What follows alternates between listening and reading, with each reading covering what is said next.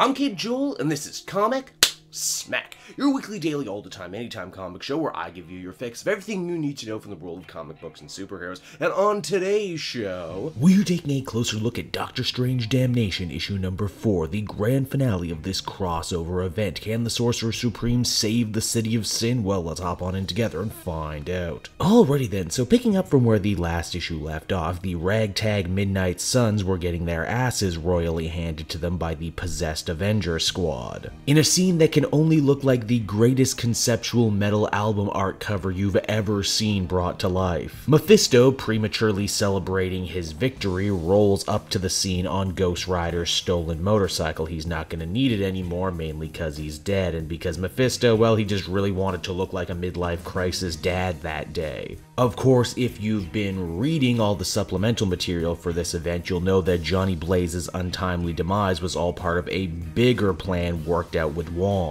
Johnny would let himself be killed, go to hell, fight his way to Mephisto's throne room, and crown himself the new king of hell. This means that the Avengers, who have been turned into spirits of vengeance, listen to Johnny now and not Mephisto. But wait, there's more. While Ghost Rider was stealing the Devil's Crown, he also opened up his soul vault and freed Doctor Strange. This means Steven's back in the game and he's ready to make up for lost time. I mean, after all, this is his event, and up until now I've mostly been talking about Wong and Ghost Rider. Mephisto decides that with the tide quickly turning against him, he's just gonna flip the whole game board like any sore loser would. He plans to retreat back to hell, but he's also gonna bring all of Vegas back down with him. Wong opts to get in the way of this and ultimately ends up sacrificing himself, getting dragged down to hell in the process. But hey, as we found out in the Ghost Rider tie-in story, time works differently in hell, so by the time Wong gets there, Johnny's actually managed to do a hell of a lot of renovating on the place. It's not so bad now. Wong asked the new King of Hell if he'd be willing to help Stephen Strange one last time, that he hasn't been himself this year ever since magic went away, ever since he lost his position as Sorcerer Supreme. He needs a little pick-me-up. He needs to be shown that his friends will still come in his time of need, and because of that, Johnny decides to turn on the Soul Font once again, imbuing Doctor Strange with all the powers of the different Avengers. This means he can hit as hard as Iron Fist, move as fast as Black Panther, call down the lightning like Thor, and even have some cosmic goodies flying around like Captain Marvel. Essentially, he turns into the ultimate in multi-classing from any role-playing game, in doing so defeating the devil. Oh, but wait, there's so much more. Wong is let free from hell, him and Steven becoming friends once again. They had been estranged up until now, but this is just enough to bury the hatchet between the two. Johnny Blaze, as well as every other Ghost Rider who's ever lived, decide to enact 100 years worth of revenge on Mephisto for screwing with their lives before returning him to Earth to face the rest of his punishment. In a nice bit of poetic justice, the Inferno Casino will now officially be Mephisto's prison on Earth. And wouldn't you just know it, getting to see the actual devil caged up while you gamble turns the place into one hell of a tourist destination. I know I would want to go. Right after I eat at the Red Rock Buffet. No, seriously, if any fans out there know anyone who works at the Red Rock, hook a brother up, please.